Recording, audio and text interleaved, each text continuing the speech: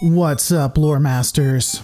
Let's finish up discussing the units of the Terrans. The Mule, or Mobile Utility Lunar Excavator, is an experimental Terran mining robot. The Mule was a response for the need to gather resources much faster while in combat. A prototype, a rather unsophisticated machine, can be deployed via drop pod and collect up to 3 times that of a normal SCV.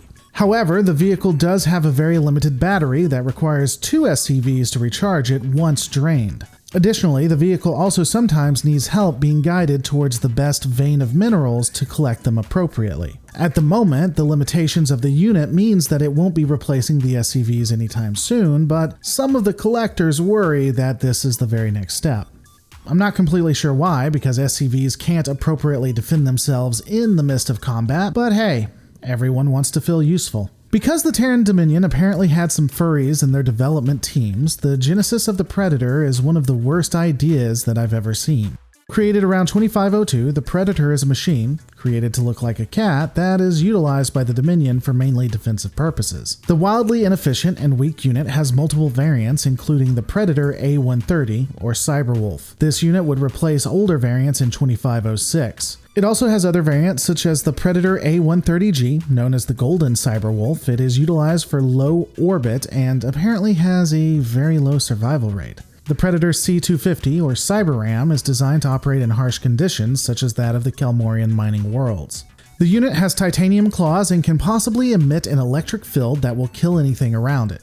People try to ride them and get killed because of it.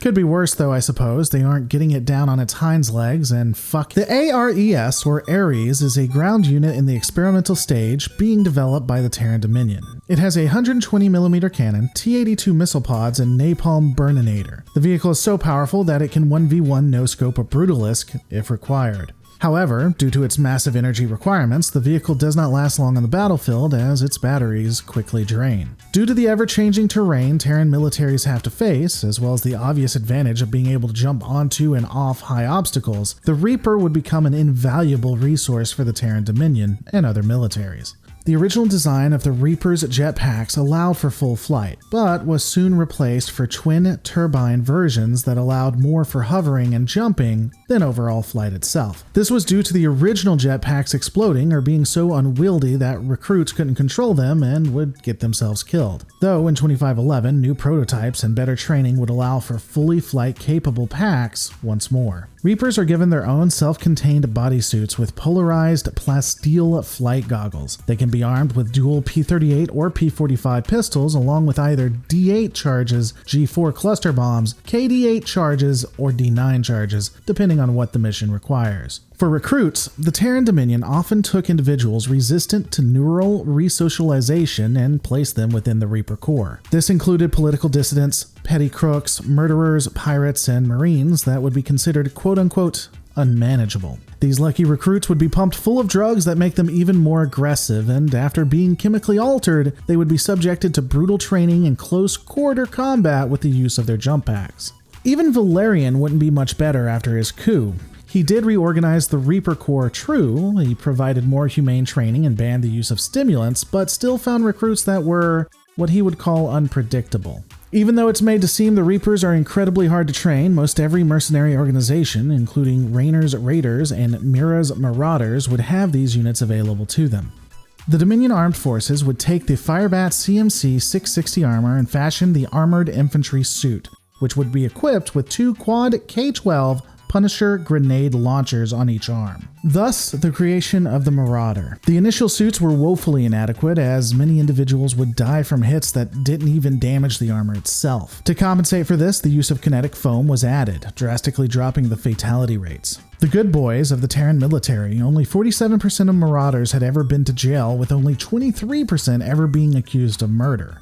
The Dominion Special Forces would create a variant of the armor, increasing the type of guns used as well as adding extra hydraulics and exhaust to account for the additional weight. These specialized units would additionally have more armor. Originally designed for scouting in 2490, the Hellion was a heavily armored vehicle considered too cumbersome to be effective. Starting from scratch, the vehicle would be repurposed to a lightly armored vehicle that could more easily scout. The inner cockpit is heavily reinforced and heat shields included due to the enormous output of the napalm spray weapon. The original versions would have antiquated target systems, though this would be improved upon in more advanced variants. While the Hellions were excellent at scouting, as well as hit and run attacks, they're more often used by mercenary outfits as advanced militaries had funding to utilize more and advanced equipment.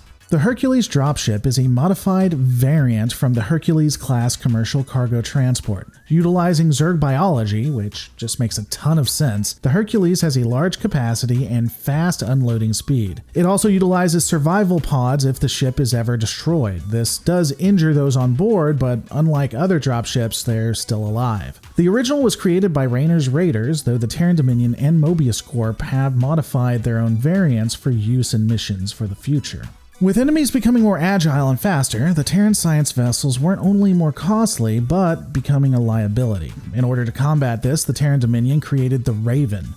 With advanced sensors that would allow it to detect any incoming enemies, even cloaked ones, and an advanced AI that would handle most all of the operations on the battlefield, the Raven is one of the most powerful and advanced technological feats that the Terrans have ever created. It is so advanced, in fact, that a single operator controls it remotely when the AI needs.